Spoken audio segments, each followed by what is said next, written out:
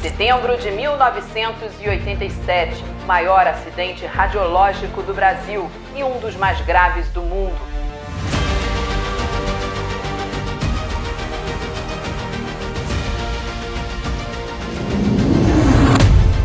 O macacão amarelo do coronel Edson Tavares da Silva, ex-subsecretário de Defesa Civil do Rio de Janeiro, carrega marcas de uma das missões mais difíceis e simbólicas de sua trajetória.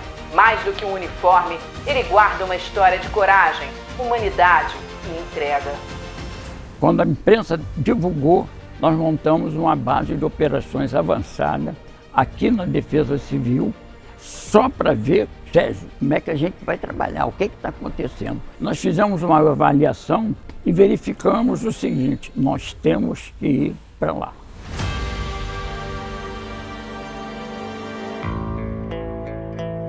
O acidente que marcou a história de Goiânia começou no antigo Instituto Goiano de Radioterapia, onde um aparelho de radioterapia foi abandonado sem segurança.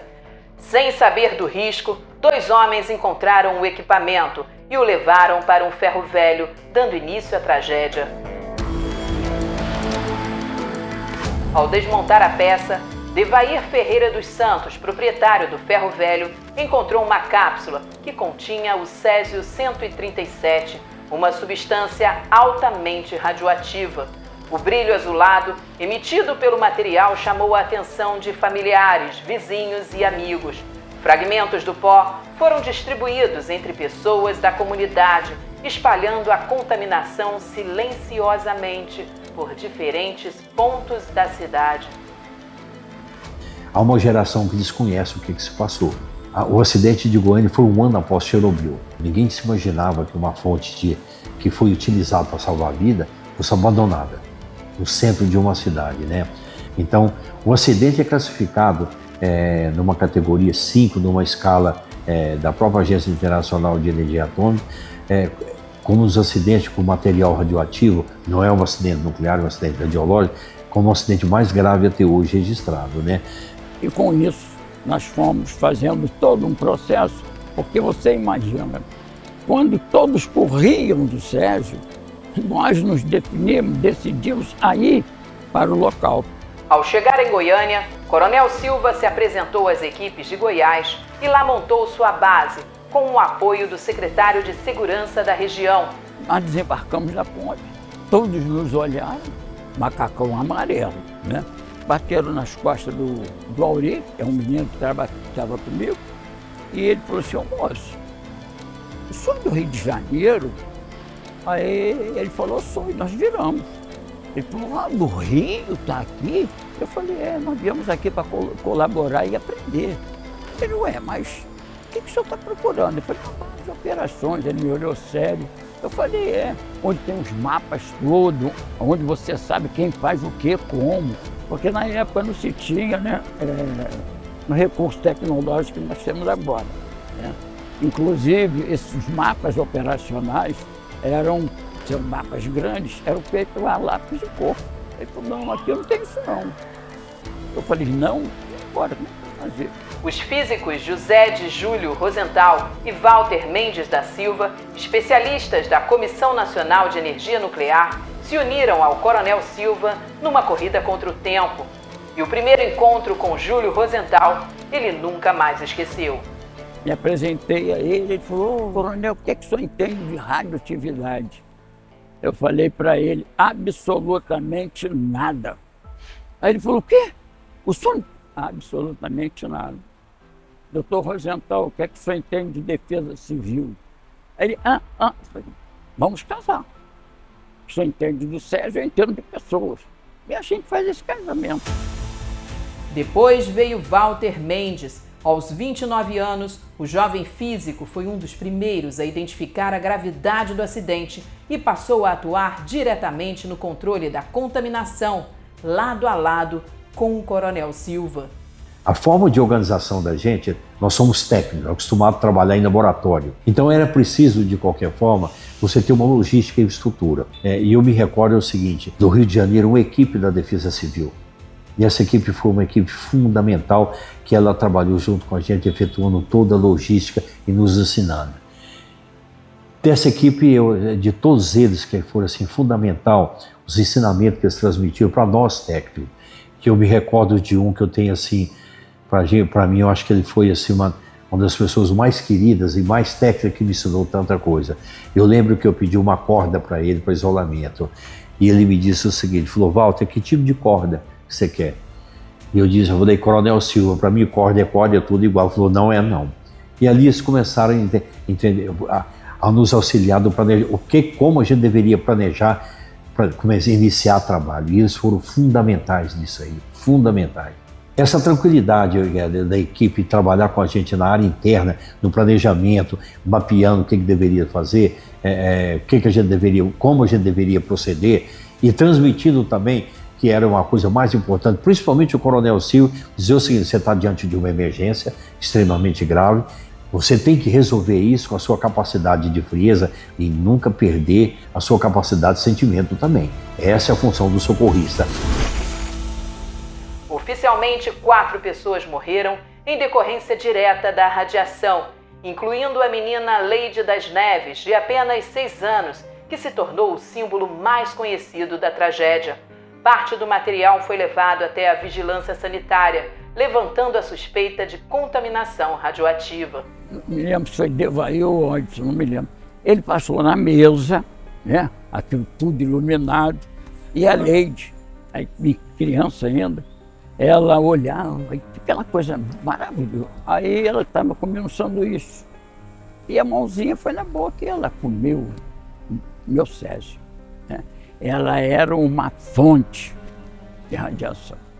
E quando ela morreu, foi a família, né, o pessoal realmente ficou, e nós também, porque a menina comeu o Césio.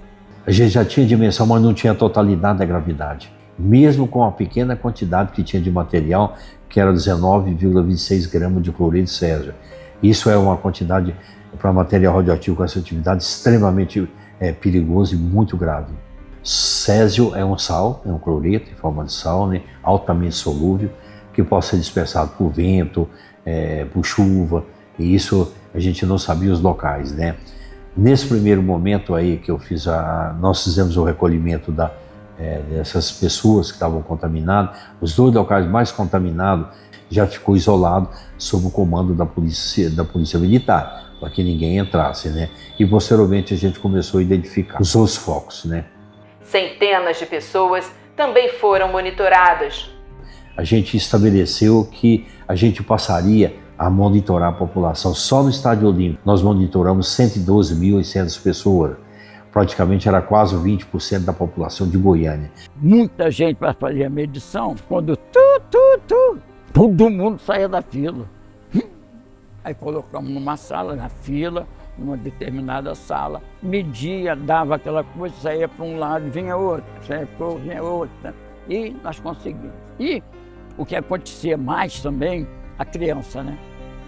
Quando chegava na criança, a criança entrava em pânico, chorava, e a mãe chorava.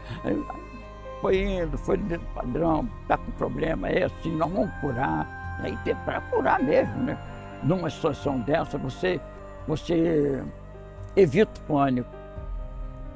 Muito, muito sério. As pessoas se sentem assim, rejeitadas, né? Casas foram demolidas e bairros inteiros passaram por processos de descontaminação. O caso Césio 137 também expôs outro problema: o preconceito enfrentado pelos moradores de Goiânia após o acidente. Tivemos coisas, né, sérias. Na hora que foram enterrar, não me lembro se foi a Leide ou não, as pessoas pegavam o crucifixo do cemitério e jogavam no caixão, dizendo aqui não, porque aquilo para eles não era mais pessoa, aquilo para eles era rejeito. Mais do que um acidente, o episódio transformou protocolos de segurança no país e passou a ser estudado internacionalmente, como exemplo dos riscos provocados pelo descarte inadequado de material radioativo. Até porque é o seguinte, ninguém tinha uma experiência de comportamento de Césio em meio ambiente como foi esse. Ninguém tinha. Se tinha da teoria dos laboratórios americanos, do laboratório europeu, mas ao vivo ninguém tinha. Ele é um acidente que, em virtude de nossa capacidade técnica e das nossas ações que foram tomadas em Goiânia, pode ser estendida a qualquer país. Então, ela veio para mostrar para a juventude o que se passou realmente, a dificuldade que nós tivemos e a capacidade que nós tivemos de superar. Na época, em 1987, todos os procedimentos de rastreabilidade, eles eram muito menos exigentes do que hoje, né, acontece na nossa legislação brasileira. Então, eu ouso dizer que a probabilidade é muito remota de acontecer um acidente semelhante em função de toda a evolução ocorrida, né, depois de todos esses anos. Além disso, nós temos hoje unidades especializadas que não existiam na época, a exemplo do nosso grupamento de operações com produtos perigosos.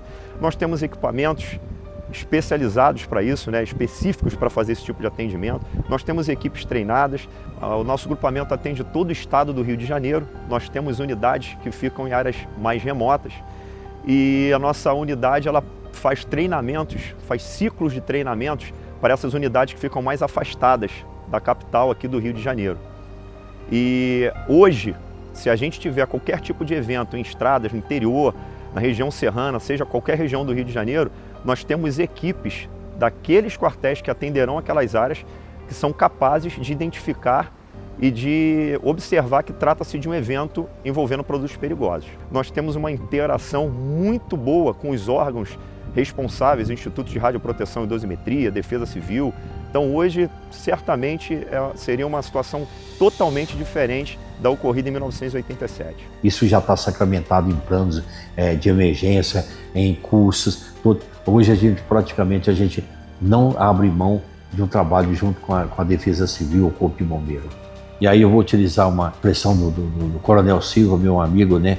São socorrologistas junto com a gente também. A socorrologia será a ciência que estuda o humano, o espaço que ele ocupa dentro do meio ambiente. E a gente estuda isso de uma maneira integrada, buscando o equilíbrio entre a exigência estratégica e a operação tática. Então a Defesa Civil ela tem essa missão, é uma missão realmente.